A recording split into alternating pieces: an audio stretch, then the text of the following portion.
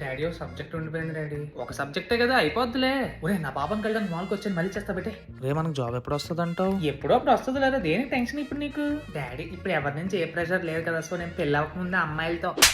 దీనికి మాత్రం ఒప్పుకోరు. Hi baby.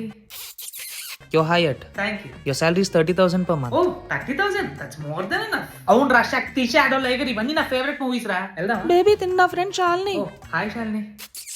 డాడీ చెల్లి పెళ్లి గురించి ఏమైనా ఆలోచించావు? దానికి టైం దగ్గర పడుతున్నట్టుంది కదా. దాని ఏజ్ ఎంత ఇప్పుడు? 26 కదా, ఇంకా బోర్ టైం ఉంది. ఒరే సంపూర్ణేష్ బాబు హృదయకాలి మాలూమ్ తెరకో. నాకు వచ్చామని మినిమం ₹1,00,00,000 కట్నం అడుగుతాను. డాడీ అత్తాలు కాల్ చేస్తారు, అత్తాలు పిన్నలు అందరూ వస్తున్నారంట. అవునా, సరే. ఇల్లు ఏమైనా సర్దాలు అంత చర్చద్దుకుంది కదా. ఏం అవసరం లేదే. చచ్చిపోయినాడు మంటల్లోంచి లేచి వస్తాడు రా. ప్రభాస్ కల్లోజన్కి లేదు కదా అలాంటి ఎలివేషన్ సీన్ లో.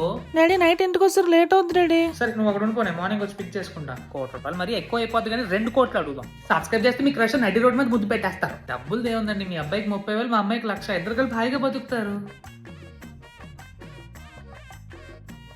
పిల్లల పెళ్ళే 2 సంవత్సరాలు అయింది కదా, చూద్దాంలే, తొందరే ఉంది.